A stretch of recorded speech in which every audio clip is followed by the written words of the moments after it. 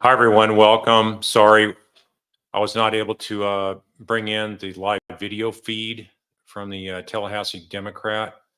And so it was something I decided to pull the plug on. Sorry for wasting your time. We missed the first few minutes of this court hearing. But the gist of it is Judge Everett shut everything down that the defense was arguing and trying to bring out from the witnesses. And basically, this was a real embarrassing session, I would say, for the defense.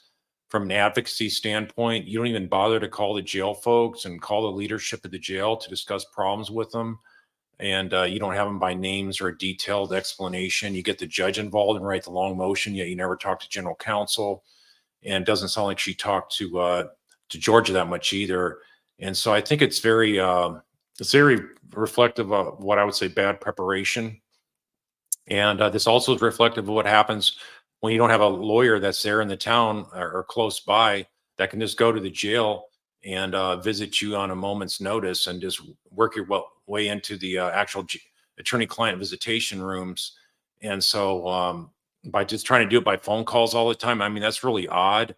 I think that's not a system I want to trust, relying on phone calls and trusting that the eavesdropping and recording is not going to happen. So you really need to have that face-to-face also with your client, because think about it. Your client is out of control here. Donna is absolutely really acting like a nut job in the jail here, and causing all this consternation and headaches for the jail. And now all these people have to come in and testify as to what she did and didn't say. And look at it. They stuck her in the suicide watch room because she was talking about suicide. Well, of course, that's why they did that to her.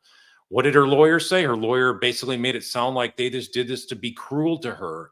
So having these outlandish accusations without even getting the government side of it, of their witnesses, is really, I think, embarrassing to see as an advocate. I would tell new lawyers that are not used to doing trials and not used to being in front of a judge, do not embarrass yourself by being this unprepared and not having control of your client and not getting the facts straight before you go in there. She could have talked to these witnesses beforehand and gotten to the truth and not waste the judge's time. Well, what do we see here now? A spectacle, an embarrassing spectacle for the defense, because they don't know what they are doing and they're not prepared. And yet all this stuff is on broadcasts around the world and all the YouTube channels. This is covered on Court TV. This is covered on Tallahassee Democrat. They're on their live YouTube streaming, as well as the other channels you guys follow.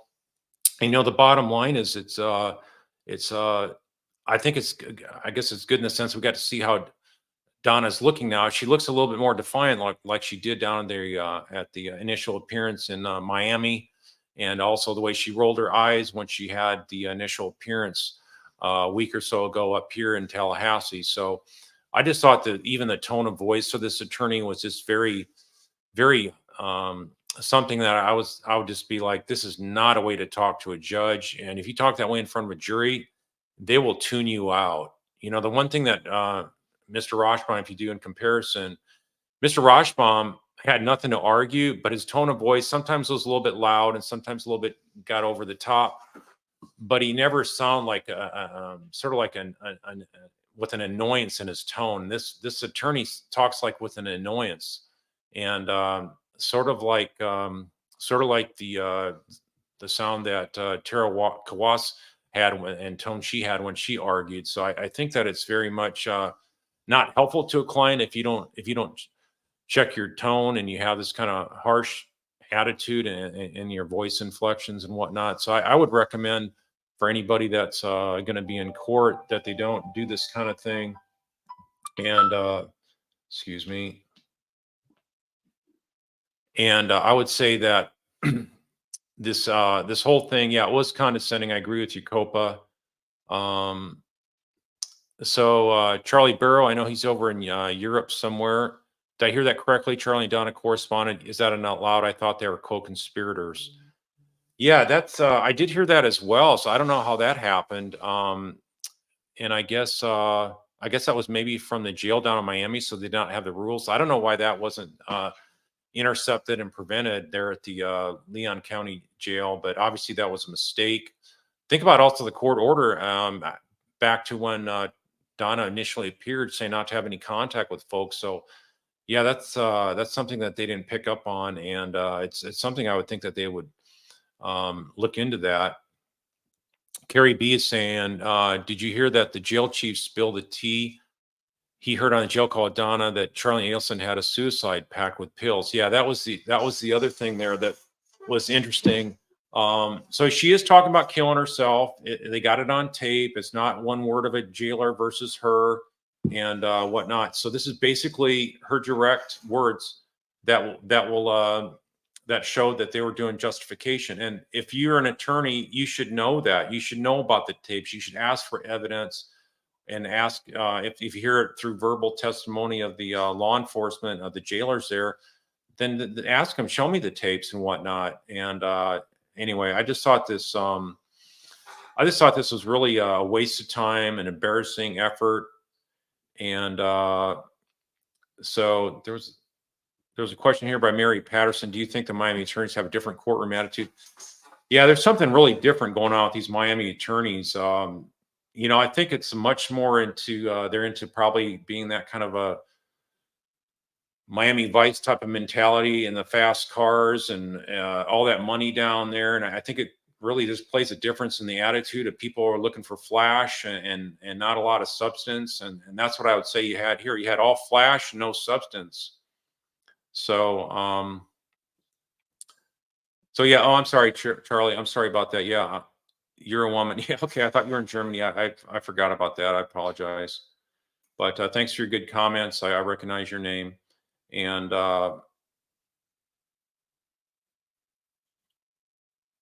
so the Wood Owl is saying that lawyer was only concerned with impressing Donna, and Donna's giving orders.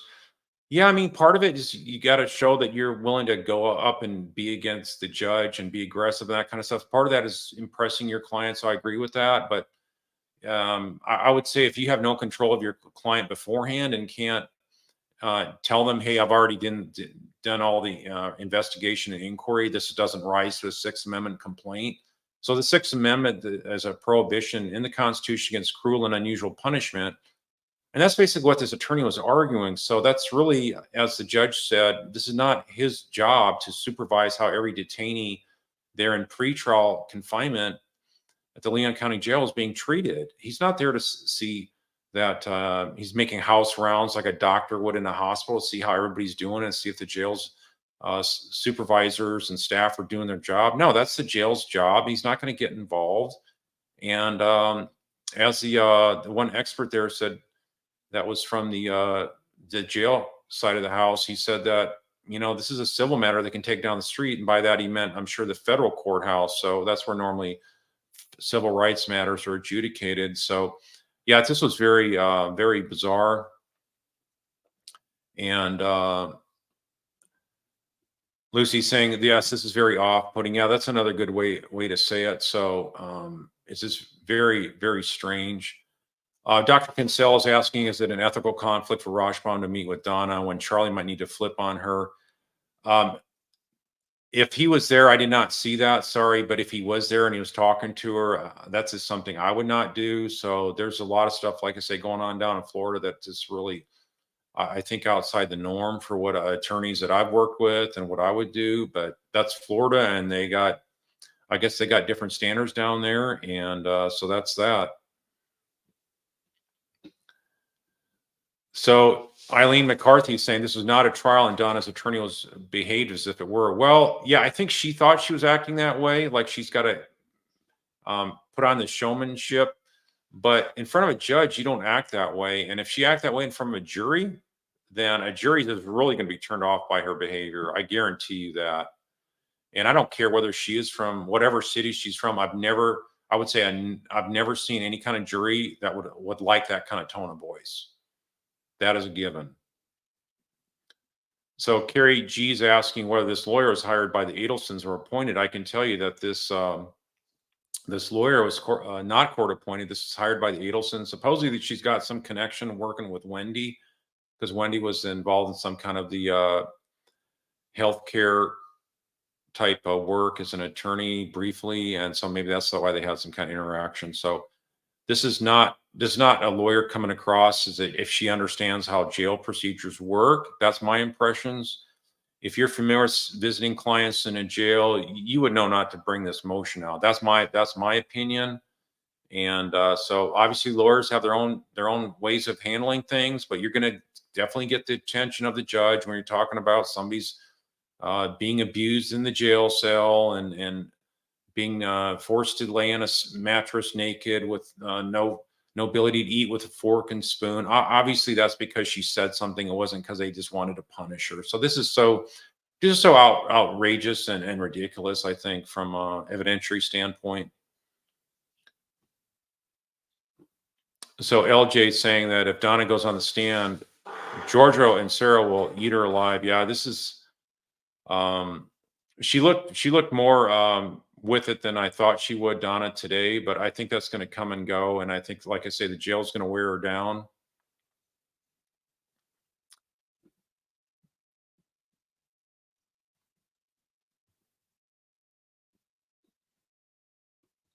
And Kay Ocean saying, I think the judge asked for some time after the link was shut down, hopefully to inform Donna's lawyer how to avoid spectacles and Donna's unacceptable behavior. Yeah, he was talking about some of her behavior because she was talking when her attorney was talking. And that's just really rude. It shows how she doesn't even respect her own attorney when she's addressing the court. So yeah, I thought that was really strange. So Santos saying that she watched on the Democrat YouTube. Donna looked fine when she walked in. Isn't frail in your humble opinion? She looked like a mob boss lady with her attitude. Yeah, she's got a bad attitude, and I'm telling you that these attitudes of these Miami area people, yeah, it's very strange. Roxanne A is saying, yeah, she was aggressive, like Kawas. Yeah, that same kind of bombastic, kind of over the top, sensationalizing stuff and whatnot. I thought that was just very strange. I don't think it's helping matters to act sort of that revved up and charged about something you haven't even done your homework on. Stella Bella is saying that at least we got to see Donna up close and personal. She's rude, and so is her defense attorney.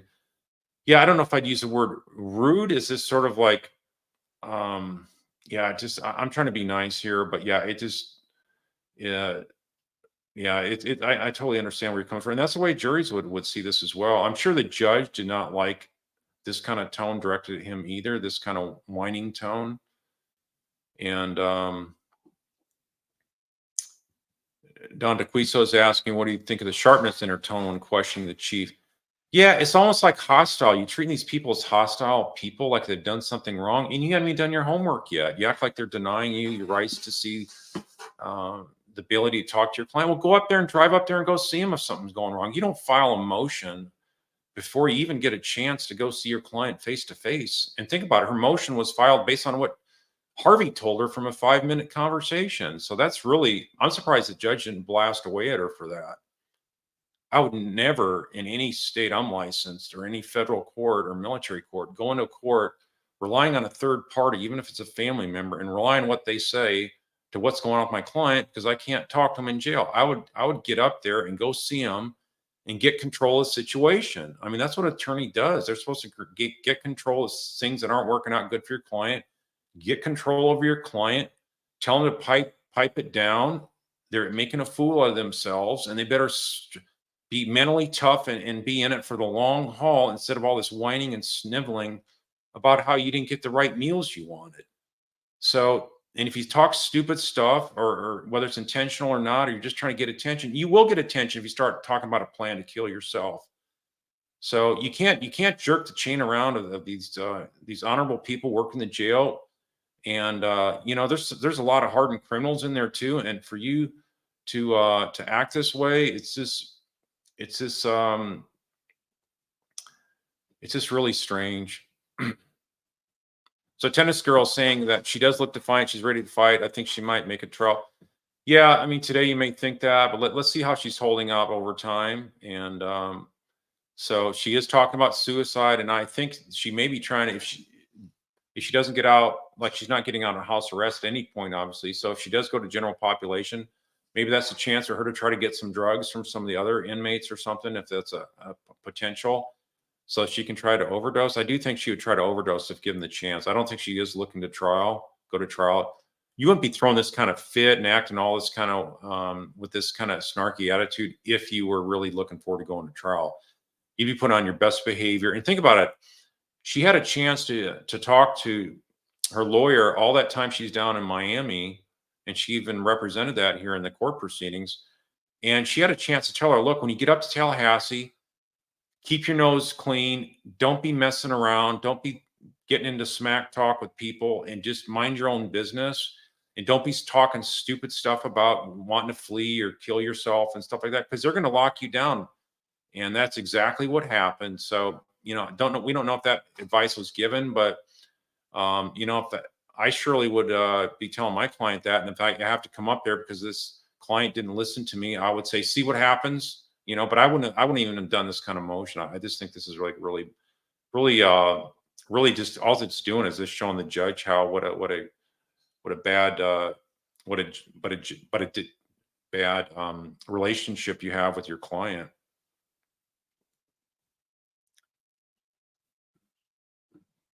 So T. Evans saying, I think I see Donna thinks she's having an aggressive attorney will win her case. How that work for Charles? Yeah, I think you're right about that. A lot of clients, they want they want to have lawyers they can push around, especially at what I've seen as high dollar ones that are paying like the $1,000,000+. They want to push their lawyer around. Their lawyer's going to agree to it because otherwise they're going to lose a high paying client. And then they go in there and make us, make this big song and dance about how their client's been wronged, and then their client likes it, even though the uh the whole thing looks ridiculous to the public and the judge. So um yeah, so Eileen McCarthy. So what happened? We saw that she tried to even what I call fake the dehydration, where they had to pull the prisoner van that was going all the way back up to Tallahassee from Miami. And they had to call 911 because she's basically acted like she's having dehydration fits and falling apart. So, I mean, really, in just a 7-hour drive, you're going to be dehydrated. So, I mean, they make stops along the way for bathroom breaks and stuff like that, and for hydration. So, it's all just like I say, it's all theatrics, and it just shows the lack of a sound mind that they're running like cornered rats, and getting really scared about what's coming down the pike here. And think about it, she can't talk to her Charlie every day like she has been for probably every day of her life. There's probably not been a day she hasn't talked to Charlie unless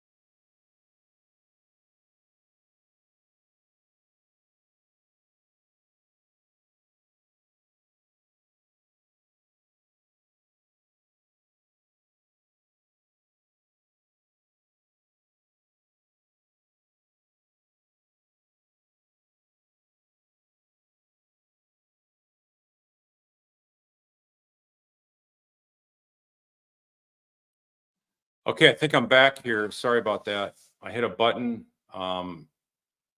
with my mouse and I don't know what happened, but it zapped the screen. So the apparently there's a hearing coming up. I didn't catch the date. I think it is in January. So okay, I think I'm back. Sorry about that. I hit a button with my mouse and I don't know what happened, but it zapped the screen. So there's a hearing coming up. I didn't catch the date. I think it is in January.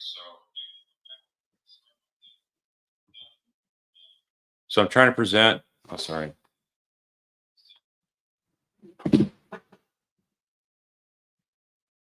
Yeah, so this is can you guys let me know if you can hear me? So yeah, I expect there to be an Arthur hearing motion coming up. The Arthur hearing in Florida is like what Charlie had, where they're trying to get out on pretrial release, but it's going to be a futile effort. She's already tried to flee the country right after Charlie's conviction for murder one. So I think that that's going to be something that's is ridiculous and useless as this. But as a defense attorney, if your client wants it and is asking for it, they have to do it. So, yeah, that's going to be another trip up here that she'll make maybe in a couple months.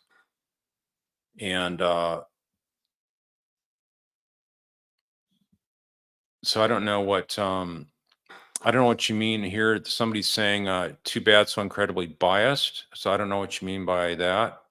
Don't know who you're talking about. If you're talking about me, I am biased for justice here. So I'm not trying to call it down the middle, other than I am talking about as an attorney. Everything I'm saying, how an attorney should act, I would say that regardless of which side I was rooting for. I really am rooting for justice for the Markells. That's the whole reason I'm doing this. I started out with this thing and encouraging my brother John. Yeah, Marisol wanted the next court to be in January sooner than what the judge was suggesting. I remember that. Yeah, so Woodall saying only lawyers can visit jail inmates. Yeah, that's the way it is right now in Leon County Jail. Only the lawyers. And if you have like an expert as a part of your defense team or investigator, they could come in there as well with you as the as they're being required to help you build your case. Okay, so Sanyo is saying Donna's lawyer didn't say speedy trial but she seems to be asking to fast track this trial ASAP. She doesn't have to ask to invoke this speed. I guess you mean speedy trial. No, she hasn't demanded that, because then that could really put him on a shorter fuse where she's not prepared to go to trial. So I think she wanted to leave it open, but I think that's what maybe that's something that Donna's asking for, a faster trial. But I would say she's also, maybe that's an indication that she's not doing well and mentally just saying, I want this over with. So,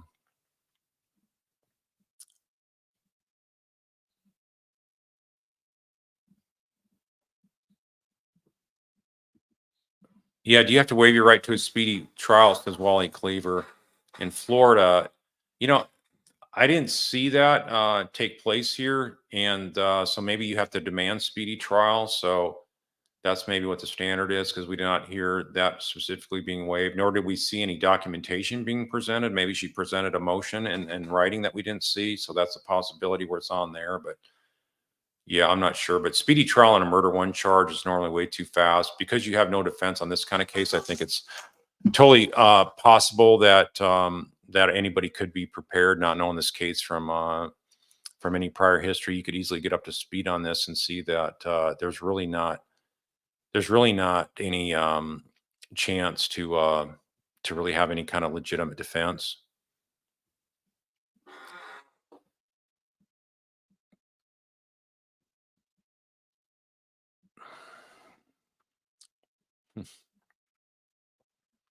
So if you got questions, I'm just looking for questions now. Let me scroll up here. Yeah, so Sundance Spirit is saying it's January 9th is a hearing on actual trial. Yeah, there's no hearing coming up just in a month away. I mean, that would never happen. That'd be way too fast. Way too fast for an attorney to prepare. Even the fact that you can't come up with the defense. There are still a lot of records to go over, like all the wiretaps and pages of documentations and whatnot. So that's going to take a while to go over that.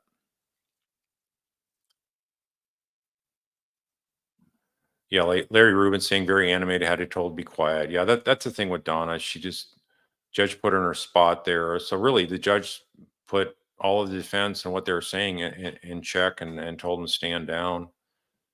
As this thing was really ridiculous. And like I say, you could have found all that information out as an attorney and say, hey, look, tell your client that this kind of thing is just a waste of time. And you don't want to tick off the judge. And this is the kind of judge, though, keep in mind, he's not the kind of guy that's going to hold grudges or resentments for a client having or a defendant having an attorney that's raising crazy stuff in court like this.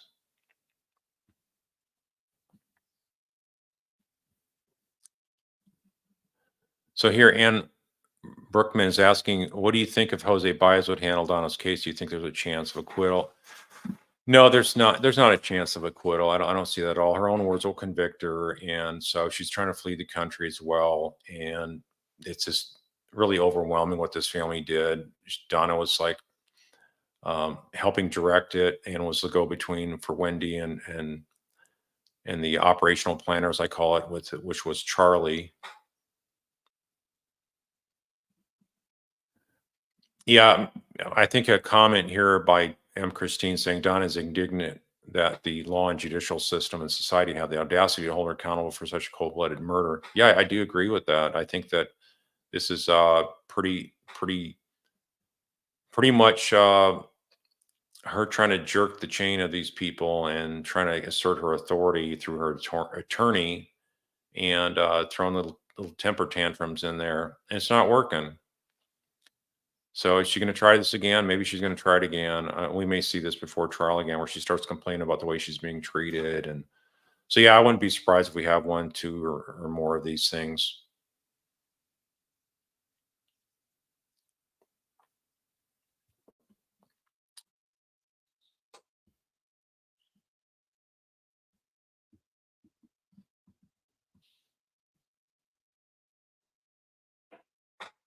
All right, still looking for more questions here. I'm just scrolling up as opposed to down. Let me jump downwards.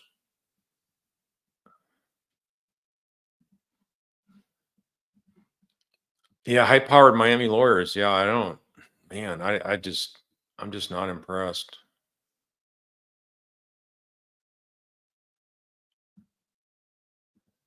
Yeah, Donna acts like she should be given the first in line treatment. She hopes she stays in that unit for a while. Well, I don't want anybody to die and be allowed to kill themselves. So, as somebody pointed out here, then they'd sue the jail for dereliction and trying to prevent her from being able to get access to drugs or a makeshift weapon and whatnot. So, that's just very much kind of thing she's just doing to try to rattle the cage and cause hardship for others and be a bully.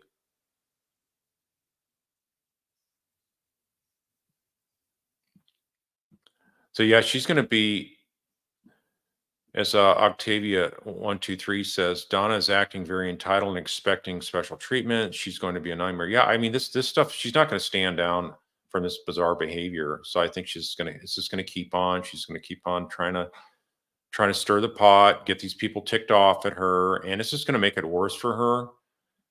But I think her pleasure will be making it as difficult as she can as possible.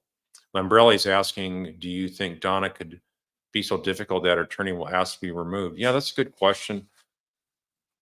Um, I think the only reason you'd find an attorney from Miami to come to Tallahassee if you're paying big bucks. Okay, that's the bottom line. You're not gonna drive that far unless your client has a whole lot of money to fork out.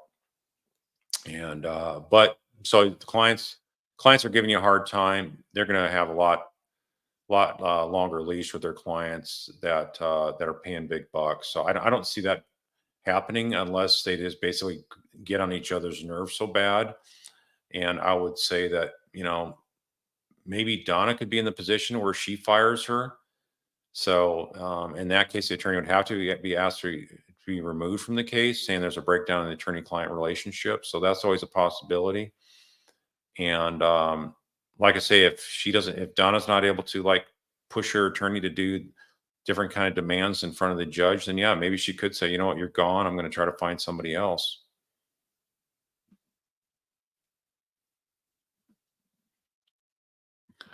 Okay, here from Karina Joyce saying 5 convicted thus far, all with Miami attorneys. Do you anticipate Donna requesting Tallahassee co-counsel? That will make a difference. Yeah, I don't think it'll make a difference at all.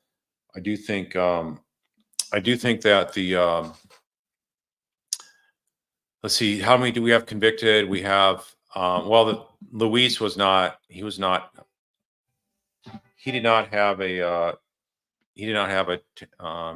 Miami attorney, so that's one person. Then we had Sigfredo Garcia. Okay, that's the first one, and then you had Katie.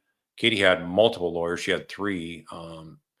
So those are two people down. And then Charlie, that's the third. So I don't know where he got five, but yeah, all the ones that are getting convicted and got bad outcomes do have Miami attorneys. So I would say I don't know why they wouldn't hire local counsel unless the hourly fee is so great. You don't want to share that kind of money with another local counsel, but just for the sheer headache of having a client like Donna, if it was me and I had a case like this, I'd want to have local co-counsel just to try to keep the client in bay and to have, basically babysit them up in the jail and pay them visits almost every day. And so that's the reason why I want to have local counsel, because this thing over the phone, it's just really hard to have a real good, solid attorney-client relationship. So that's why I'm surprised it's gone on this long.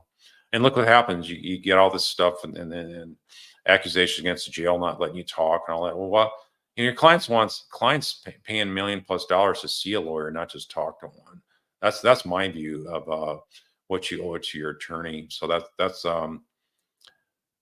that's my beliefs. So here's Norla Vine's asking, do normal quote unquote folk go through this level of rigmarole when charged with a crime? So I think attorneys can be very different in their approaches and whatnot. And so I would say this kind of like put it in a nice way. This kind of ridiculous hearing is sort of a rigmarole, and normally you would not see that. I guess you'd probably see that if you get out of state lawyers that don't really know the culture of the community, the legal community, then yeah, you can get some really weird stuff. And I would say that's sort of par on course here. What happened today?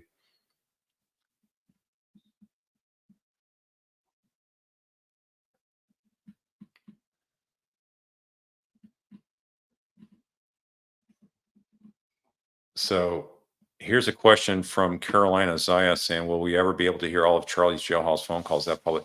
I think that's going to be released in the near future. Don't know for sure, but I think because this trial is over, maybe they'll prevent that from having the privacy protection that it did previously. But I don't know the final answer on that, but that's a good question.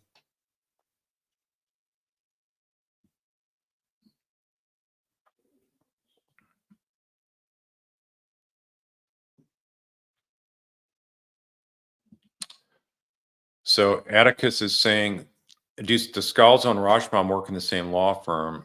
Would Rashbaum have visited Donna in Descalzo's place unless they work in the same firm? No, they're not in the same firm. From what I checked, they have different firms. So I think that the thing is, Rashbaum showing up there today, I think was a little bit weird. And so I think he's trying to maybe help hold the hand of his longtime client, Donna, but he's not the attorney of record. So maybe he's just there to give moral support or something. But yeah, because you're representing Charlie and the ability to flip on mom and stuff like that. I would not show myself. And like I said, we've already talked about the how that looks, representing multiple family members that are all either indicted, unindicted, or soon to be indicted co-conspirators. So yeah, that's really strange behavior. Here, Charlie Barrows saying that no, Jose Baez cannot get Don out of this misery. No, I mean, I don't know what happened in that Florida case with Casey Anthony. I do know the case he had up in the Boston area about that that football player that murdered two guys and got an acquittal on, but yet he was convicted already of murdering somebody else. So in any event, he didn't never walk the streets. He wound up killing himself in jail before he was able to get his appeal case heard at the appellate courts there. Sanio's asking if the Miami lawyer for Donna is a criminal lawyer. I heard she's a civil lawyer. I think she mostly does civil work and mostly white collar criminal defense and stuff involving maybe white collar crime for doctors and stuff like that. So that's probably the connection she's got with Adelson's. Maybe they run in the same circles or something like that. So, but like I say, she seemed very inexperienced in knowing how to work the jail issues where you have a client that's out of control. To file a motion before you even get up there and see your judge, that's really I've wow, that's like I say, that's just so weird of a move to make as an attorney, I think, from the courts I've been in. But this is Florida. This is not normal America, I'll tell you that. Rachel Rose, hello there to England. Do I think Wendy's watching, and what do you think she would be thinking? Yeah, I think I I yeah, I don't know if she'd be watching or not. I think it'd be too cringeworthy maybe for her to look at. And so I think the more she thinks about this, the more she's going to not sleep good at night. So I think she's probably just trying to check it out and not really deal with it and let Harvey look at this if he wants to and get reports back from limited reports back from Harvey because yeah, this is going to keep him up at night.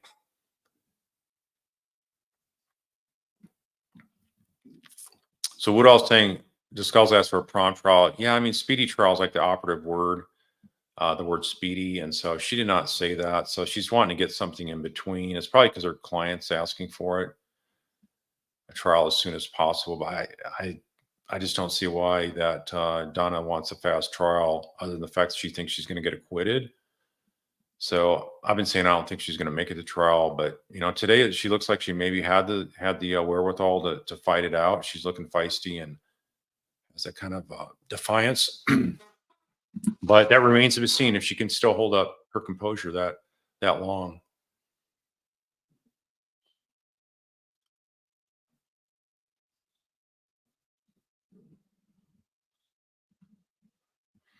So here's a question from Alan 59. Well, what will Donna's defense strategy be? Extortion? So yeah, I mean, if you got so much these lawyers hanging out together all from Miami, maybe it will be the same kind of extortion defense. It sounds so implausible given the fact the first one didn't work with Charlie, but if they want maybe Charlie to testify and whatnot, then yeah, it sounds really bizarre. Wally Cleaver saying, would you waive your right to a speedy trial in Florida? I would say for murder case, I don't think it's a good thing to ever waive speedy trial. There's just so many things that you got to cover your basis on. You got to look and see if there's any potential for expert witnesses.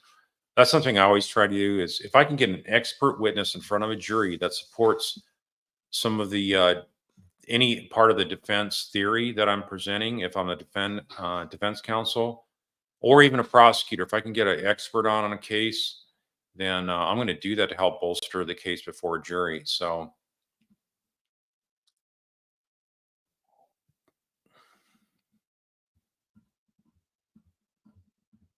all right, looking for more questions. Scrolling to the bottom, see if there's any new ones here. So Sanio's asking, do the lawyers for Donna and Charlie have that defense thing where they can talk to each other and strategize? Yeah, I think they are doing that. They're definitely consulting, and the fact that he showed up in the court, I think that shows that they are doing some lessons learned kind of conversations.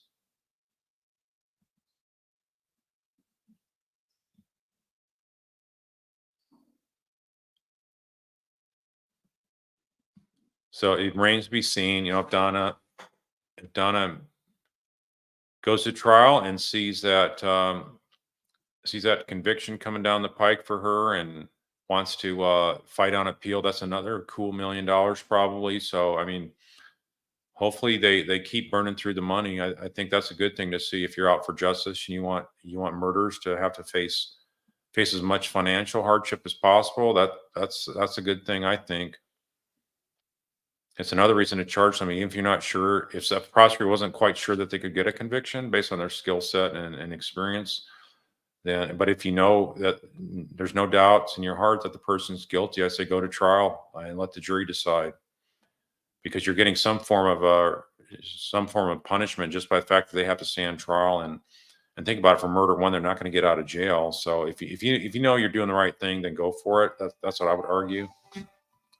So stand by a moment.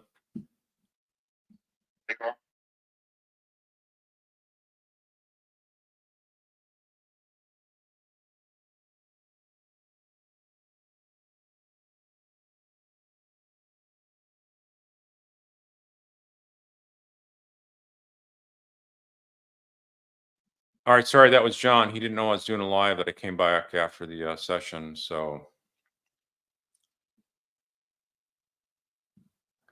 here's a question from Eileen McCarthy saying, in the recent cell phone seized and an iPad start date examination of June 2012, 2 years before the murder, your thoughts on that is probably what you're asking. Well, I think that they're not going to have phones that date back that far. I mean, I don't know about you guys, but I'm changing a phone out like every 2 years at least, or less, depending if it gets damaged. So I think that those are probably more recent phones, and I think they're so worried about phones being tapped and stuff. I think they probably were switching stuff out. Maybe have some dummy ones as well, hidden in a wall or something. Who knows? These people are very paranoid, and they talk in code a lot. So, but maybe they slipped up and didn't think about that. The fact that the long arm of the law is going to snag them right at the airport there.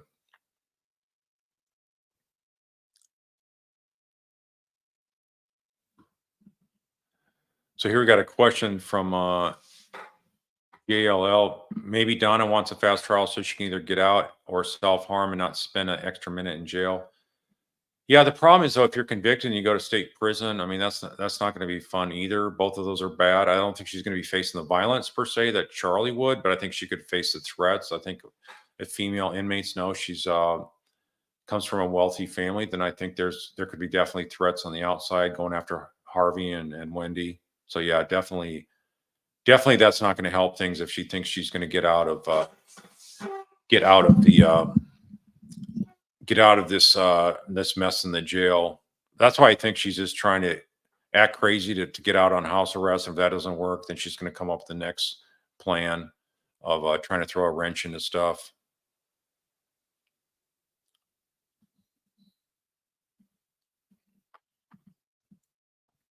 So I think John's going to be jumping on here a few minutes. Maybe John has some perspective. And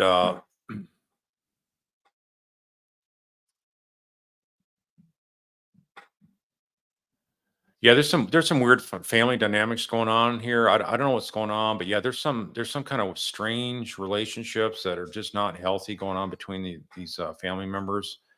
And the honorable smart family member that escaped from this kind of stuff is long left him.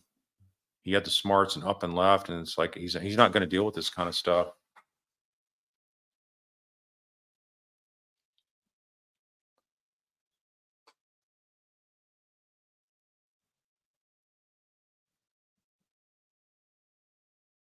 Yeah, so here's a good thing. I just saw that too. Right before I came on, Judy, YouTube lawyer, showed that Charlie's house for sale on the market. Yeah, he dropped it to 1.3 million. It was like 1.8, I think. So he dropped it quite a bit, and I think that's a sign they're needing money for appellate attorneys, and also maybe for Donna. Maybe Charlie's got to help float some funds for Donna, his mom.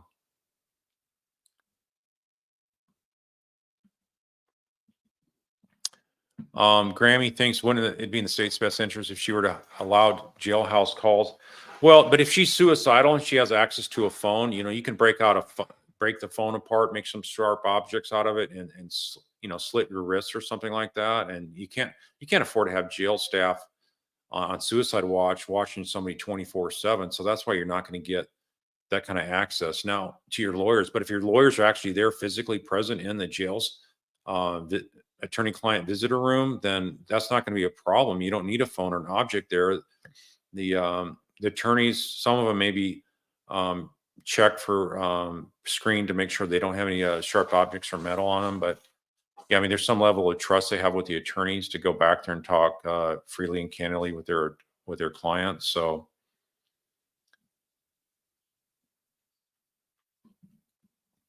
here, Catherine's Armstrong saying the attorney's putting on an act for Donna. That is what the family wants for their money. Yeah, I mean, a lot of, like I say, a lot of times they just want to see aggressive, in your face to the judge kind of thing, showing the defiance that the client has, and it doesn't get anywhere. It really doesn't. Just like we saw here today.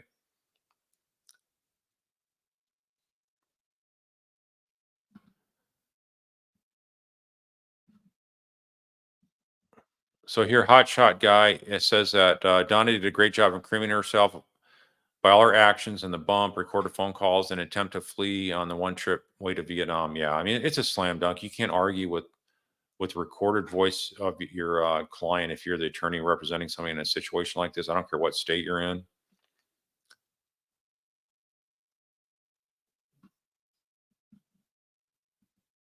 Korean Joyce saying, any chance Harvey will get rolled up? Love that phrase, LOL, before Wendy. No, I think there's stronger evidence against Wendy, but I like I say, I just really wish they would have rolled them all up at one time, process them, because these guys are falling apart. I mean, if you bust up the conspiracy and put them all in jail and they can't talk to each other, they'll literally lose their minds. They'll go so crazy. All their funds and lifestyle and high rise penthouse and all that kind of stuff they have no access to. All their money is going to be consumed by lawyers. They're going to be doing fire sale on assets. And think about their high rise. That people are going to look at that and think that's probably where the murder happened. Once they start finding out that this is where the Harvey and Donna lived at the time of the around the time of the murder. And I believe that was the case, where they had not bought it yet. I want to make sure I'm not mistaken on the dates, but I think they had bought that right beforehand, before the murder happened. But if I'm wrong on that, I apologize. My memory's just scratching at that point right now.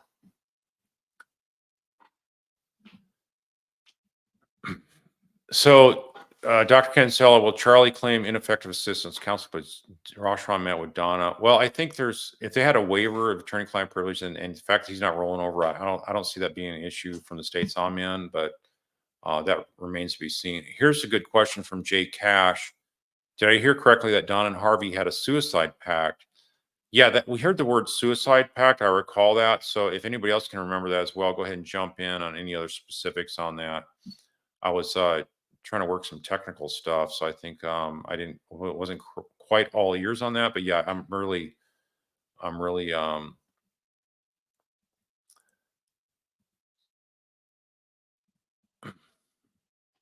all right. Just put somebody in timeout. Let's try to keep clean comments. Let's not be talking about people's appearance and your attraction to them and whatnot. So let's try to keep this really professional.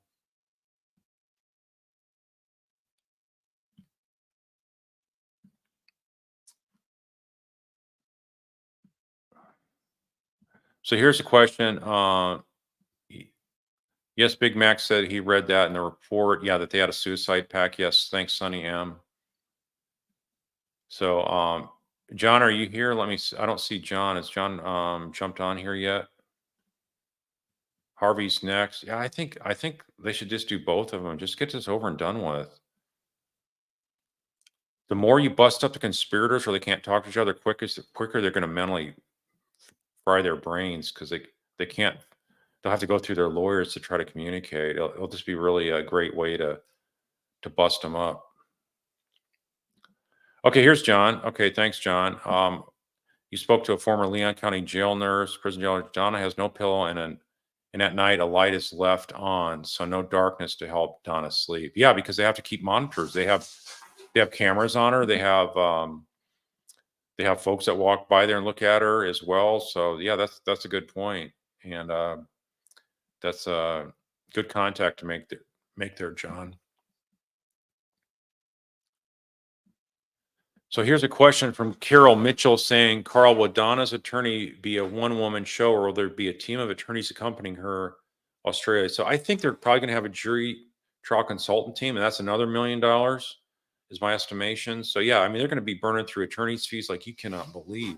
Plus attorneys coming from New York and coming from the location down there in Miami. That's a long ways to go to see a client. Now the jury consulting firm, because they already know the evidence with Charlie, they may not charge as much for Donna, but you never know, because a lot of the file records are the same, right? Discovery records of evidence that the government's turned over to the defense.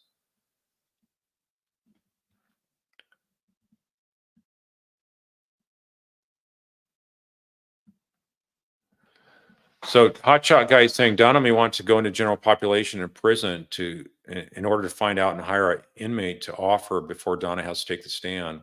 Yeah, that's what I think is as well could happen. And they could sue the jail for having a suicidal person go out in general pop, and then the government may have to settle that because all the indicators were there. So the fact that she's suicidal now, let's just say she's not suicidal, and and they believe that she's not suicidal in their own minds. Let's just say the psych evaluator for Donna for the government believes she's not going to do it. But what if you're wrong? I'll tell you the case that was in an office I was at. There was somebody that checked himself into an emergency room, and this is public record, so I'm not disclosing anything inappropriate here. So the guy went into the emergency room and checked in and said, "Look, I feel like I'm going crazy. I have thoughts of killing someone," and they had a psychiatrist evaluate him, and they released him from the hospital a couple hours later. And that night, he killed that person. He was saying he had thoughts of killing them. And I mean, you talk about, you know, something that they could be sued for. I don't know what happened on the civil side, but imagine a lawsuit that could happen against that hospital and whatnot from that family. So they're going to be safer than sorry, and that cautious approach to make sure that Donna does not harm herself. And so I think she could. I mean, she could be in there a long time. I mean, initially they had Charlie in there, but he was not talking. He was not talking suicide. I think they're more this leery of him committing suicide. But now that we know there's some kind of suicide pact, if it was just Donna talking about it, but if Charlie was also talking about it, then he should be on suicide watch as well right now. And I don't know what his status is. I think initially he has been since his trial, and so my guess is he probably still is on suicide watch. So imagine you got two Adelsons in those cells, and they don't really have much clothing or anything like that, just paper sheets or paper clothing around them, and that would be probably pretty cold this time of year to just have paper. You're not going to have any kind of a bed sheet or anything like that. So yeah, your nights are going to be absolutely miserable. It's going to be so draining. So LJ is saying that Donna will try and pull a medical excuse next. That's what I've been saying, is that she's going to try wiggle her way through everything to pull stunts. She's going to maybe not take medicine. She's maybe going to fake a heart attack to get out of there. So it's going to be very, very much, yeah, it's going to be a circus. She's not going to be under control with this, is my estimation. So Kiner Spielman saying, how common is such an emergency motion? I've never heard of one like this, and not to say it hasn't happened, but I'd say it's somewhat rare, and it all depends on what kind of jail you're at and how they treat people and how experienced your attorney is, what kind of a client you have. I mean, a lot of people charged with felonies and stuff like that, they've been through the system so many times. They got been arrested so much that they know the routine like the back of their hand. Those that are committing crimes of murder, and so what happens is they're not going to be as much there's not going to be such a shock to their system. But when you get somebody that's living in a $1.8 million high rise in Miami overlooking the crystal blue waters, and this is going to be such a shock to the system that that's why I think it lended itself to her basically thinking she could pull stunts to get out of there.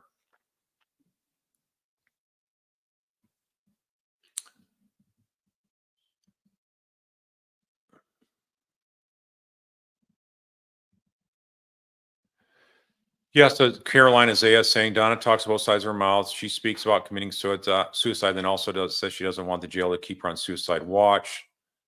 These contradictions to confuse and confound. Yeah, I mean, it's all about trying to create chaos in the jail, make them get sick of her, them, because this costs more time, energy, and expense to make sure that she's being watched. It's more draining for the jail staff to have to have somebody on suicide watch. They're not looking for this. They're not looking to like intentionally mess with somebody by putting them on suicide watch. No, they're not that kind of people. So Teresa is asking, what would be the process if she faked a heart attack condition? Well, they may have. I suspect, based on the size of the jail, they probably have a nurse on call the whole time. So they maybe have like an EKG equipment or something like that to try to prevent that from right away calling 911. So they probably have some initial triage scanning there to make sure that this is not staged. So, but I think she may not know that, and so she may try to do that. Yeah, and Marianne, 5 days ago, Tallahassee Democrat article talked about Charlie Nude in the jail. Yeah, I mean, part of that might have been because he's got some of his paper came off when he's tossing and turning, trying to sleep there.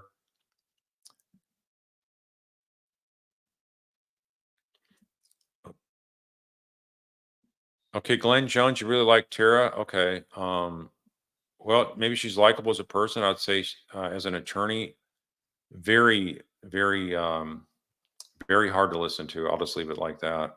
I would say you're 1 in 1,000. 1 in 1,000.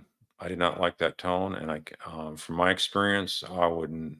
If I was supervising a council, I had that kind of tone and attitude. I would shut them down so fast. So here's a good question from Roxanne. Hey, why weren't Harvey and Wendy there to support her? Well, it was a very quick hearing, and it was a hearing that was basically just a dog and pony show, no substance to it at all, and a big smoke screen. And so, yeah, they're not there to face Tallahassee. They're so afraid of Tallahassee, which is another reason why if you prosecute these other two Adelsons, then then that's like such a great thing to just collapse their whatever stamina they have left to hold up their lies and be in defiance of letting the kids see the Markells. I mean, that would be the ultimate equalizer if they would just all get all Adelsons in that jail at one time. Put them all under the jail all at one time. Not seriously, but yeah, I mean, just go after them. Go after them tough and don't allow any kind of nonsense.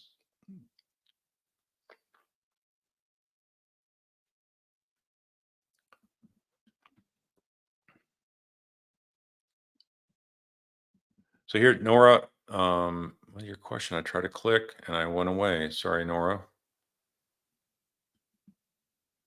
So here, a question from Eileen again. McCarthy, is it possible no Tallahassee defense wants to touch this given Professor Dan Markell's Tallahassee ethics versus dollars? I think they would find somebody if they put the right dollars across the table because there's a lot of attorneys as defense attorneys, most of your clients don't have that kind of money like the Adelsons. So that's why I think they would be able to find some. And there's probably for size of Tallahassee, there's probably 35 was just my off the top of my head guess 35 criminal defense lawyers. So yeah, there's a lot of attorneys left to go through. Yeah, so here's YB saying no electric blanket. Yeah, that's you're not going to get electric blanket because you'd have those wires and stuff, the ability to do self-harm.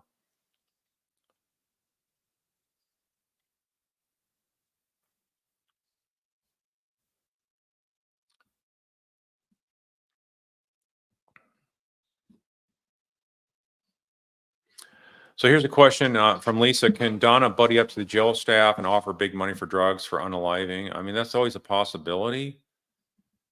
Anything's possible with people nowadays. I mean, think about that one the guy he was like 6'9", big guy, took off with a jailer, and they were They were driving through here. In fact, they came really close to where I live, going up to into Kentucky, where they hung out for. I think they're gone for almost a week as fugitives. And then when the cops found out what hotel they were at, they were in their car and they took off and crashed the car in a chase, and then both killed themselves.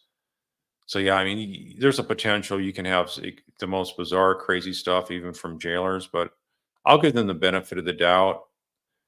And I don't think they'd be doing that kind of crazy stuff there. That's a really such an extreme situation. But I think prison guards are more likely to do that thing than the jailers. There, a lot of jailers are looking to leapfrog into higher positions in law enforcement, so that's more like a stepping stone position for a lot of them. So I don't see them trying to risk their law enforcement career for somebody like Donna, even if she is offering them some money.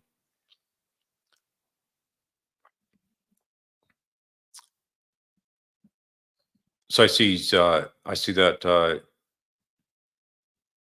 we have. Hold on a second.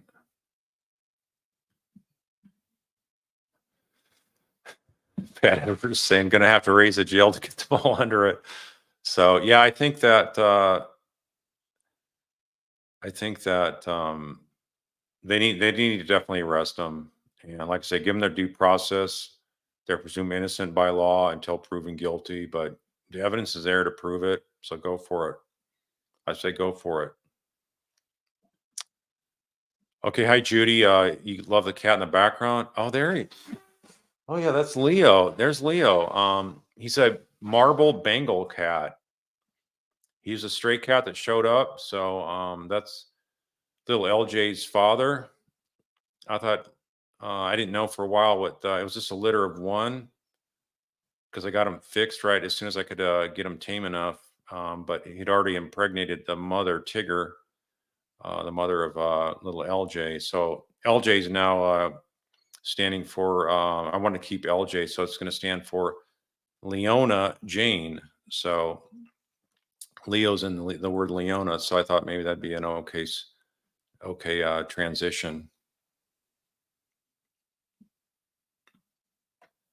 Okay, hey Roberta Glass, True Crime Report. Nice to see you. I just came across you recently, and I think you've got some great coverage. And so anyway, I think the more coverage we got on this channel, YouTube channel thing where people are supporting Justice for Markel's, I think that's a good thing. And Roberta's very smart, talented, and so yeah, I think I think we should all coalesce around justice for the Markels.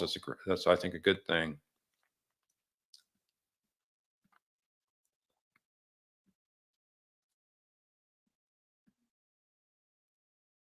So here's a question: does Wendy have a suicide mother in her book?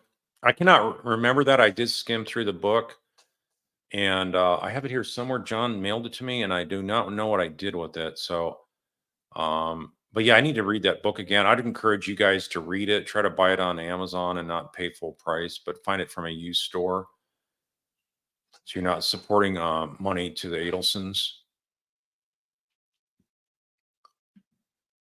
So here's a question from Harley asking if feds find financial crimes while doing investigations on Don and Harvey, do they have federal charge on top of existing charge? Well, the federal system's totally separate. That's a separate sovereignty, as we call it under the law. And so they could be charging them both at the same time.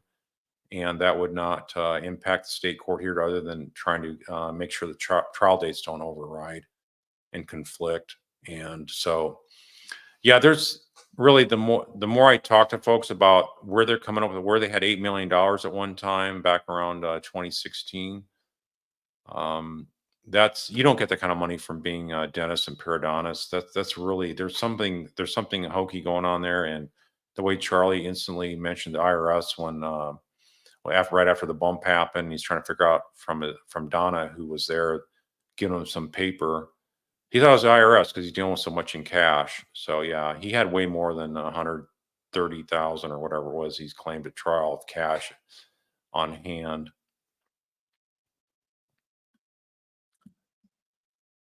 Debbie's Martin's asking if all the guards are female, if you could try and buy them off two favors for her.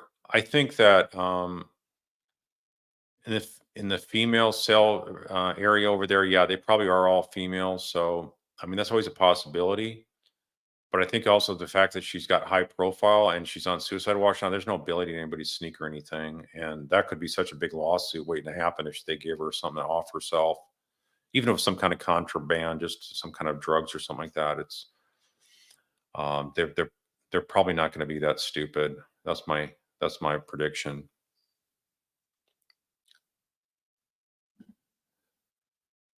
So, God, that's Elizabeth Whitney is saying my brother was in a corrections in a state prison. They had to try and rescue suicides, even cutting people down. Wow, that's just so gruesome to have to hear that. I'm just going to move on. That's not a good thing for folks. That's not the right way to go about it. Okay, so Jay Cash is saying Georgia waited to arrest Charlie until after Ruth Markale is scheduled a visit with the children. Supposedly there's a scheduled visit sometime this month. I wonder if Georgia is waiting to arrest Wendy and Harvey. I hope so. I doubt it, sort of. So, but I think they got a huge encouragement. How fast that jury came back in Charlie's case, I think that just proves what I've been saying all along, that this is not difficult prosecution. You just got to be aggressive. You got the truth on your side. If you know you got the truth on your side, that should embolden you. And the Tallahassee jury there will do the right thing.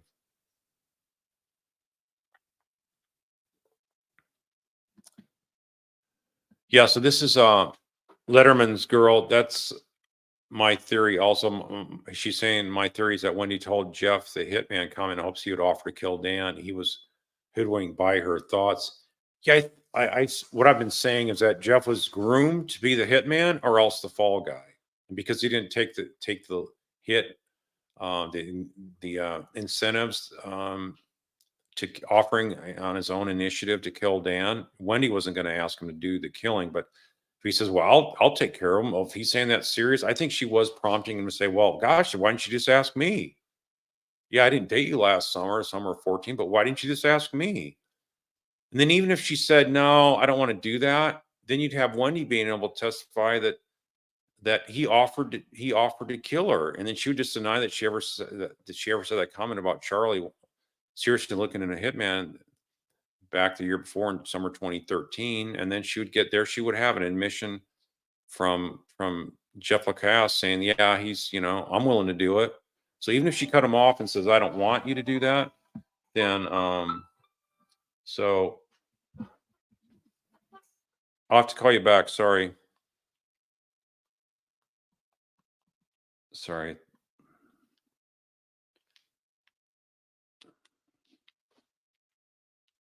Let me get this on mute.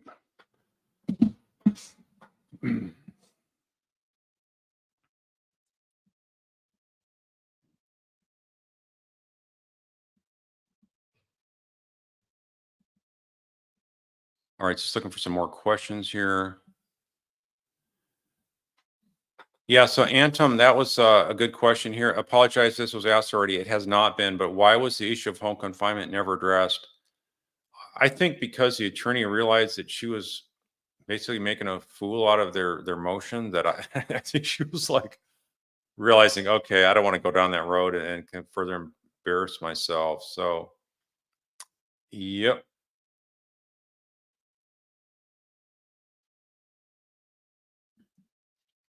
Okay, here's a question from Karina J again.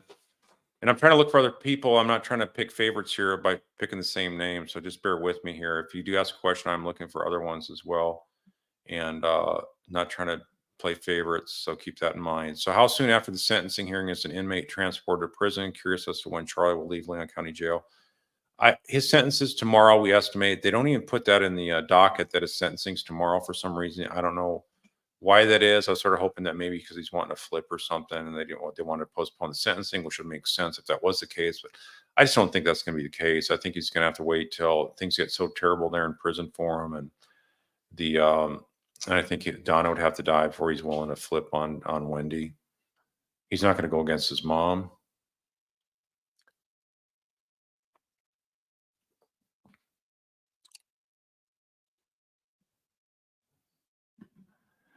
Hey, Brooklyn Rules. Yeah, I predicted this thing would be shut down pretty fast. She's asking, could you even believe what you were seeing?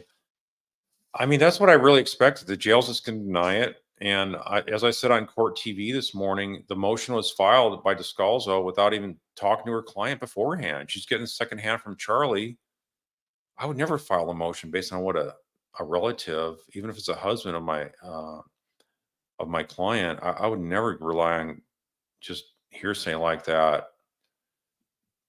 And never talking to leadership, never talking to general counsel for the jail and stuff like that. I thought it was very much from my from my opinion, I would say that just revealed she doesn't have the experience in criminal law.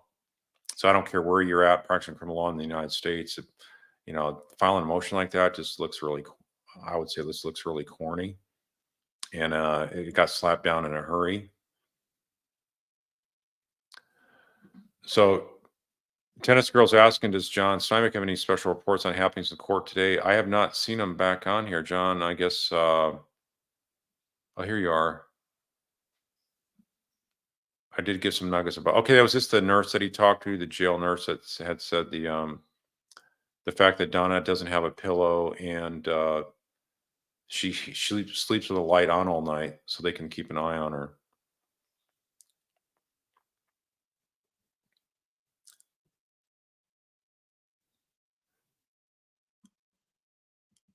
So here's a good question from Kumi B. Will you do a review on Wendy's book? Yeah, that's probably something I should do here in the future. I'm not going to get to it right away. I'm going to start covering a couple other cases, but yeah, that's a good question to get into stuff.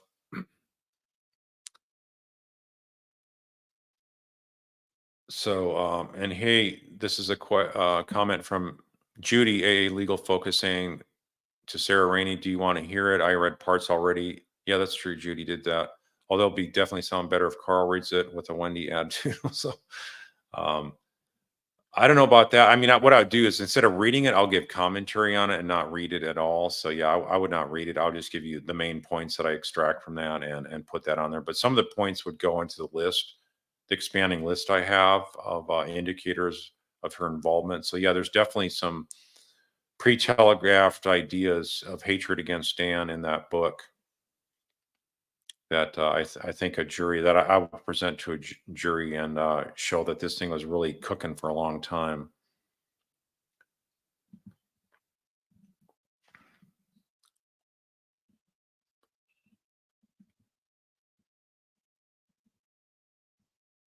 So we also have Sonny Tanner down there with her daughter Erica. They're also they tried to comment earlier. I don't know if they joined back on. If they know I joined back on after I cannot show a link up. So I apologize if you missed me earlier. I did try doing a live stream and I could not link up with the Tallahassee Democrat for some reason. I did a test sample in StreamYard and then trying to go do it a live version just wasn't working. Somebody's asking what airline John works. He's not supposed to be talking about that. So sorry, we cannot answer that online.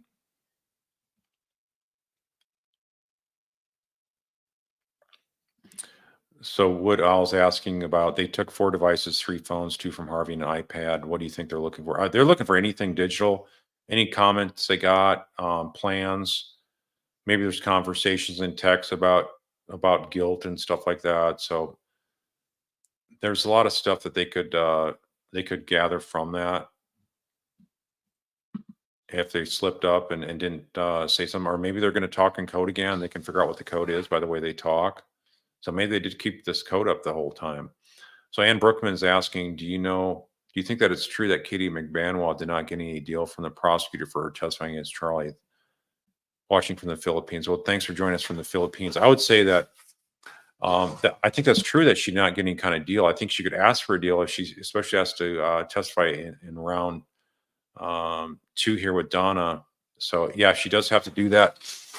Testifying again, then I think that what they would do is her attorneys would ask for some kind of credit sentence reduction for her cooperation.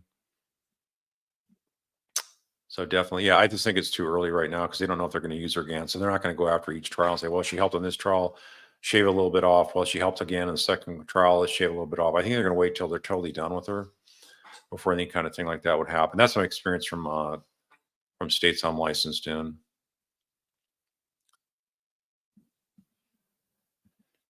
Yeah, Curious Stu's asking, can the FBI use face technology to open Donna's phone if she has it set up that way? Yeah, I don't. I think if they have a search warrant, I know that Apple was doing some kind of blocking some years ago, but I think there's a workaround now, and with the court order, they are complying with that, even though you need some kind of facial recognition or some other code or whatnot. Your your ID code for Apple.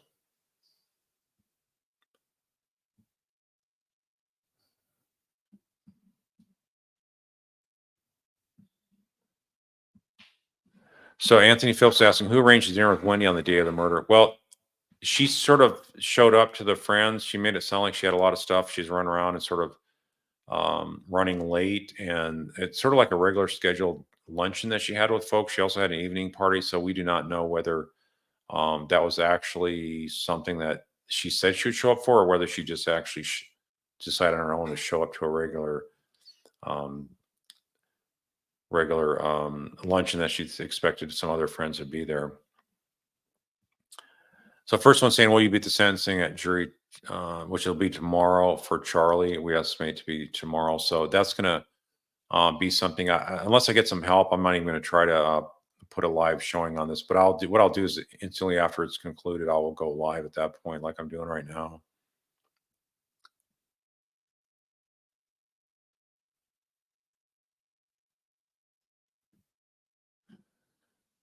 So YouTube repliers asking, has any proof been offered regarding the banana bread event? I believe it's just planted nonsense. Yeah, I mean Dan's not around to rebut it, so it's probably just some made up stuff. Just like Wendy's saying she has pictures of Dan above the boys' beds, and they say prayers every morning and night before they go to school and at night and all that kind of stuff. I mean, it just sounds so far fetched.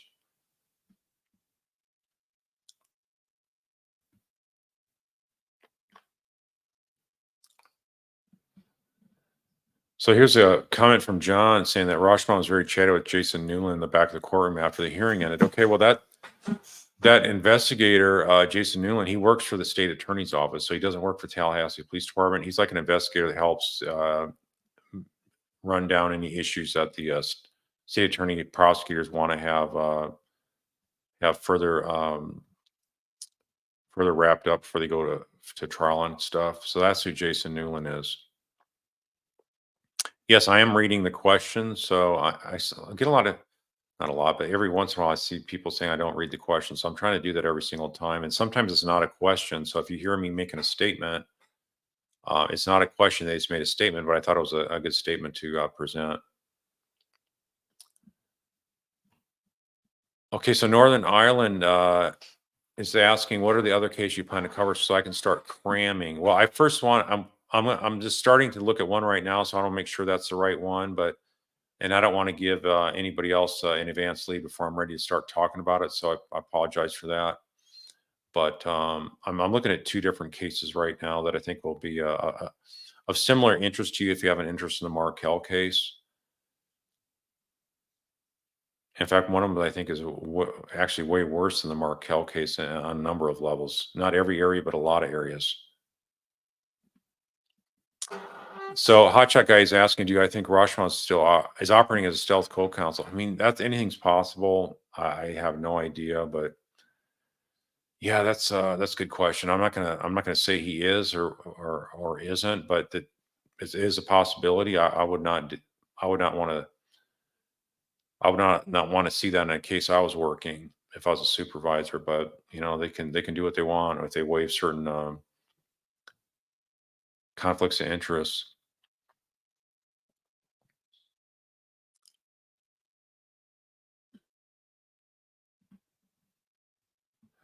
So here's a question from Karina Joy. Donna's requesting reading material. I sent her a copy of Ruth's book. Will the jail give it to her after her suicide watch? If she's not gonna, yeah, I don't think she's gonna even take that book. So, but yeah, that would be something if she decided to read it, wouldn't it?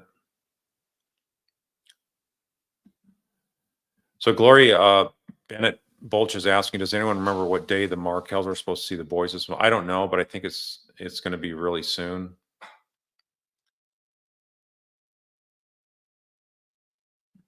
So Dream Escape is saying, I laughed so hard that Donna's lawyer said she tried to call the jail, but there's no record of it. Remind me of Katie claiming to call the bump people. Yeah. Um, I mean, maybe she called, but who knows what happened. It's just so ridiculous, this whole nonsense hearing.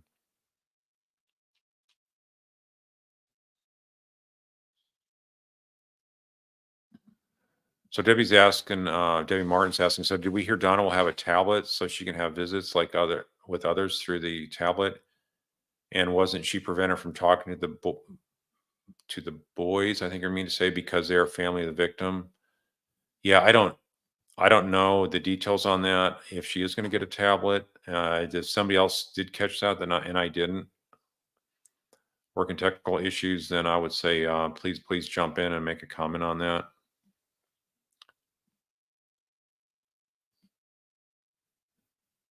Okay, who's saying something about I didn't address the issue?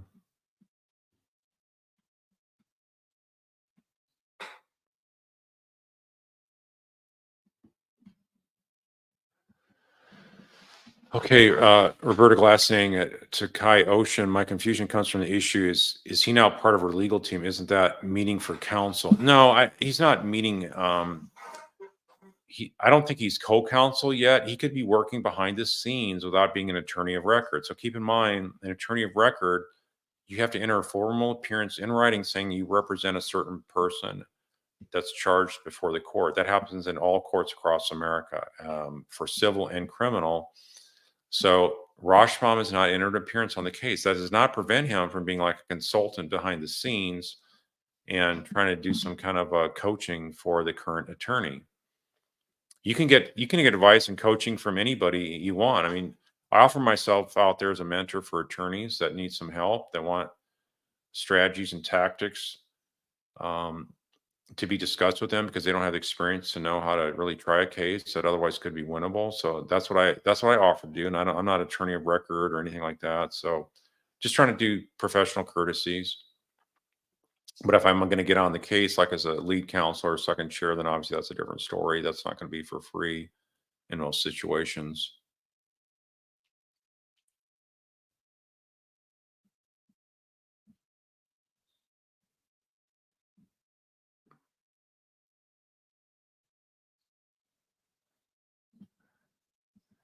Okay, so here Method is saying, should I be surprised that this lawyer did not do her homework at all? How is it possible that she would not attempt to contact the jail and other officials prior to coming to court? That's what I've been saying all along. It's just really, you file a motion from 7 hours away, and then you come up to court and find out that all these people just pretty much blast your story out of the water. That's just not a good. That's not something I would want to see an attorney I was supervising do something like that.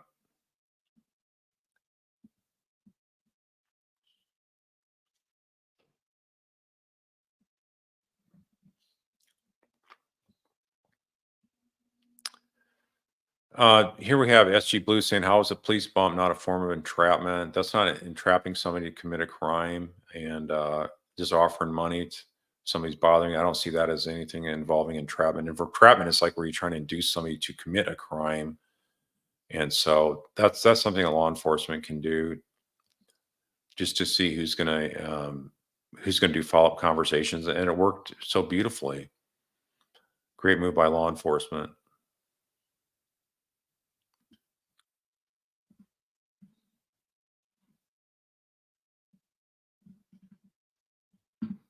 So Sonny M is saying, I was appalled at how condescending Descalzo went to the police chief. He wasn't the chief of police as I gather. I didn't get to see who he exactly was, but he may be chief of the jail division or something like that. But jails are normally run by sheriffs, and so they're not chiefs of police. And the sheriff's department, they had law enforcement guys called the sheriff. So you got chief of police versus sheriff. So the sheriffs are the one running the jail. So the fact that he was called chief, I think that this note denotes he's a supervisor, probably the jail division. And the jail division is just one of several divisions that falls under the sheriff's department. That's the way it's normally works in America. That's pretty standard.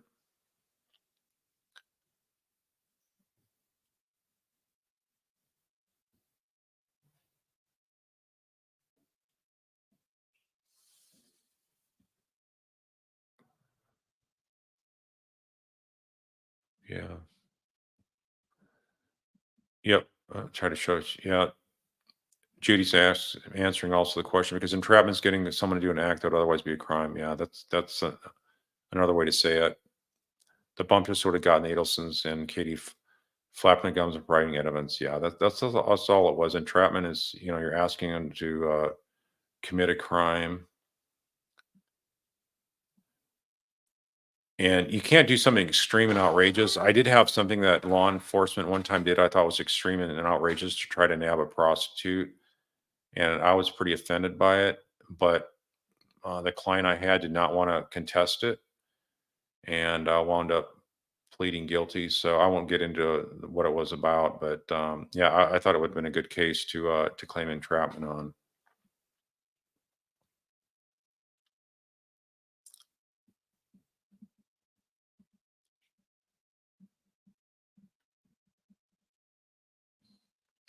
So the question here is from Hypotremic. Did he fly to Vietnam? So I think you're asking about Charlie there. No, I don't think Charlie left at all. I think he's stuck behind. I think he's hanging out with, from what I hear, and he's hanging out with Wendy right now and the boys.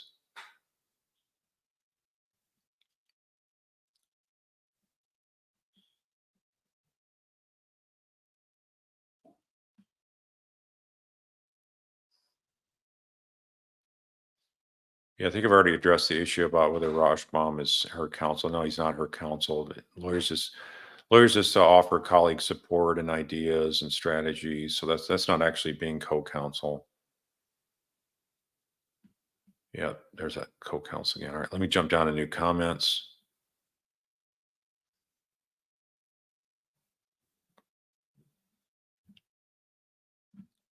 Yeah, this is what I've sort of the same thing of what I've been saying. Heather W saying all of when Donna's fake antics are her way of trying to be in control. She was always used to having control in her previous life. Yeah, so you lose all the control, and that's why I was saying most people in there for murder or violent crimes or any kind of felonies, this is not their first rodeo in the jail. They all know what it's like. They're not going to act up. They know what the routine is, and so it's not helping them be treated any better by throwing jail staff under the bus like they were trying.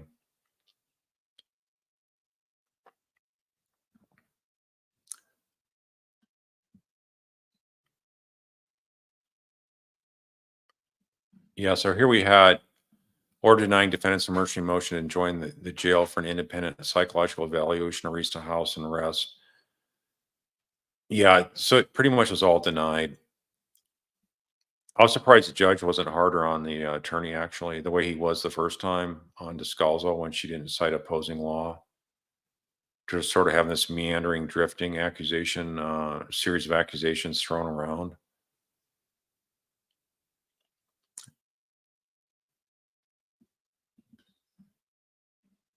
So here's a question from Charlie Burrow. Do you have an inclination of what Donna's defense strategy is going to be? Claiming she learned after the fact is all Charlie's doing, and she didn't want to turn against her son. Well, I don't want to give them any kind of assistance, so I am not going to. Yeah, I did mean Harvey on that. I'm not going to give them any kind of ideas of what I think would be working best. That I think is not helpful to the Markel um, justice that we're pursuing here. I can say that we've already seen what Charlie tried, and if it's the same kind of thing like that, it's Charlie's defense actually helped the prosecution. It was that ridiculous. So yeah, hopefully she'll do that kind of thing as well. I will say that because that'd be so far fetched and crazy. Yeah, even if somebody says it's after the fact they got involved with the bump and all that kind of stuff, it's just not. It doesn't sound credible.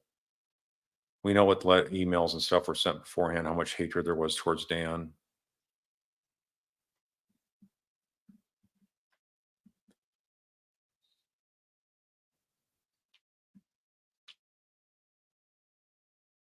So apparently, we have a question here from Alfonso Solis saying, "Has Charlie been sentenced yet?" No, that's supposed to happen supposedly tomorrow. It's going to happen at 9:30 in the morning. So I don't know that it will have this live coverage, but as soon as it's over, I'll be watching it and I'll comment after that, like I'm doing here.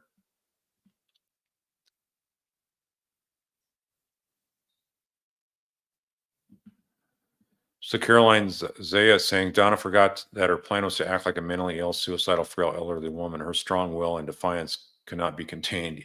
Yeah, I mean, she had some of that, like I say earlier, she had that defiant type attitude again, talking when her attorney's talking. I mean, she's like, she is ticked. She wants out of there and she's going to do whatever it takes in her mind. And I think in her mind, no judge or attorney is going to stop her from doing what she thinks she needs to do to try to manipulate these people.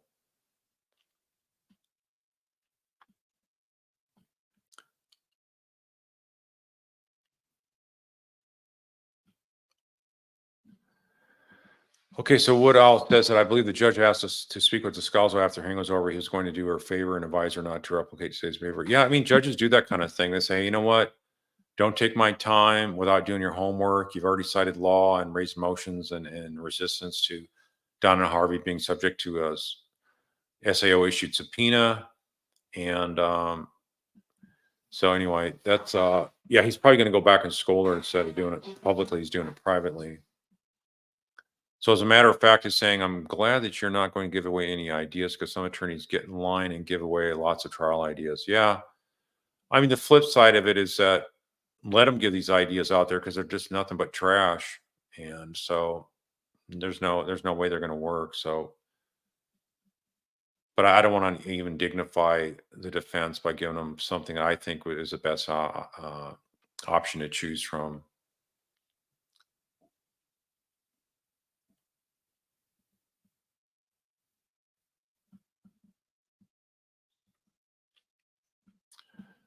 So Sanio's saying it seems that the money's running out. Who will put money on all the books at the end? So it seems like the lawyers will be taking the bulk of what's left of Donna Harvey's IRA. Did they get refund on tickets? Yeah, I mean, I think that they are going to have a lot of just paying huge amounts for attorney's fees.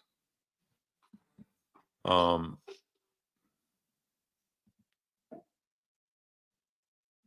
I hear Leo stirring back there.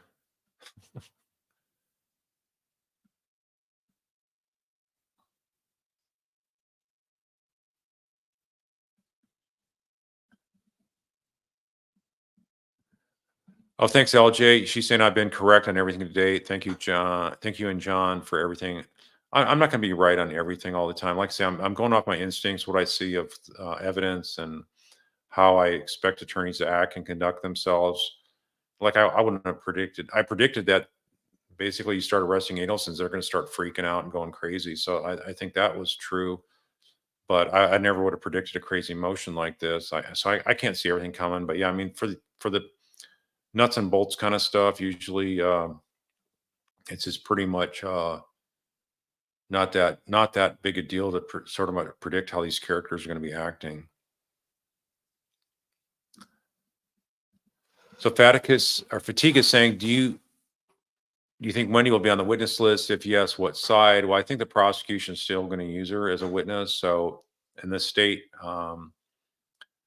well, the defense may put her on the witness list as well. So why they had all those government witnesses in Charlie's case listed and they never called them? I think it was just sort of a diversion to think, oh yeah, there's something good that will come out of their testimony if the defense calls them, but it wasn't the case at all. So she really has not anybody that can defend her as a witness on this case. So it's sort of going to be like Charlie's. This is her word against all the government witnesses and the solid evidence that they got. No, SG Blues asking, does Harvey still practice dancing? No, he gave that up a number of years ago. I think he was pretty much winding it down around 2014. And then I think he was pretty much shut down by 16.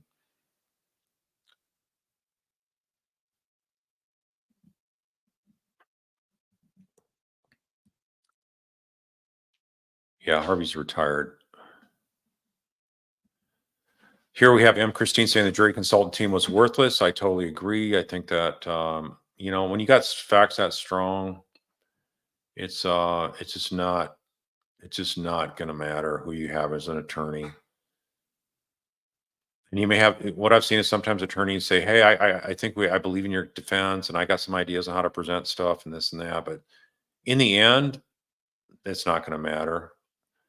it's not ethical to tell an attorney that, as an attorney, to tell your client, you will win and that kind of stuff, because you really don't know totally the outcome. You can talk about different likelihoods and stuff like that, but to guarantee a win and stuff like that, that's normal. That normally can go on the bounds of sort of unethical conduct to put a guarantee like that out there, unless you can really back it up. And then I guess you wouldn't have that be an issue.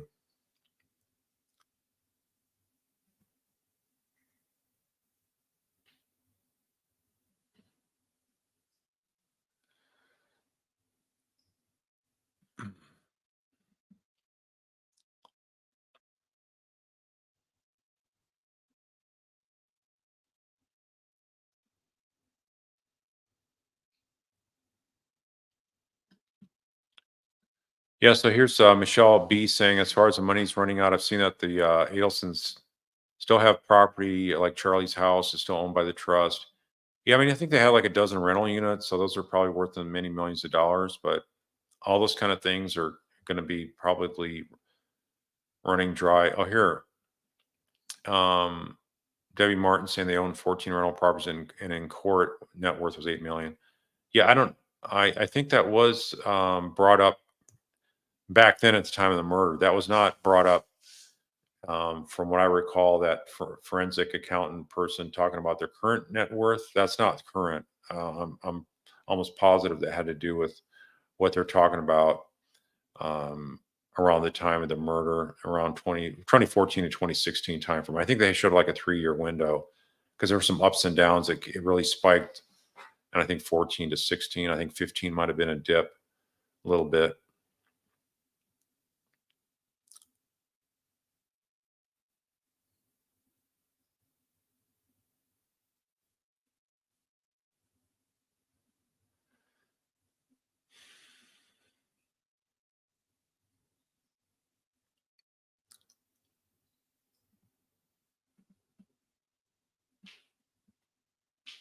So here, Jorge Lopez is saying, for all the trials and tribulations Donna Adelson has been going through with all the dependence to X is Xanax and withdrawals, Ms. Adelson looks like she not on the verge of death. Well, yeah, I thought she looked better than I thought she would today, but that's just one day and this time in her jail cell. So I think that it can change from day to day, week to week, or month to month. So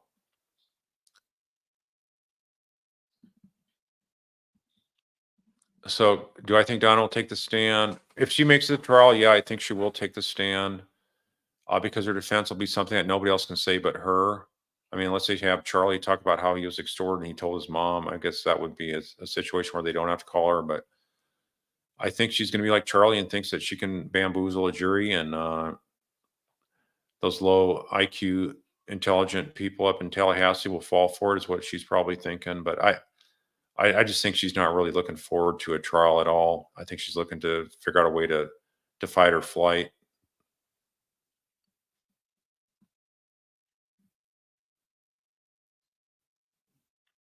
Now, Bonnie Lee Lopez is saying that Donna and her attorney are abrasive. The judge just about told her to zip it. Yeah, I mean, it just sort of the tone of voice was just. I was actually embarrassed as an attorney to sort of see that kind of thing. I don't want attorneys to look bad, and I thought she was not looking good. So, and I think it's important to have a good defense. You don't want to have, justice happen with bad lawyers and somebody losing, a defendant losing a case because they had a lawyer that didn't do a good job. So,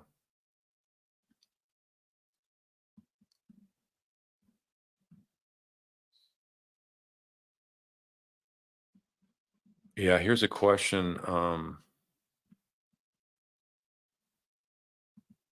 Carolina Zaya saying, the audacity they killed a man, the antics are deplorable, shameless.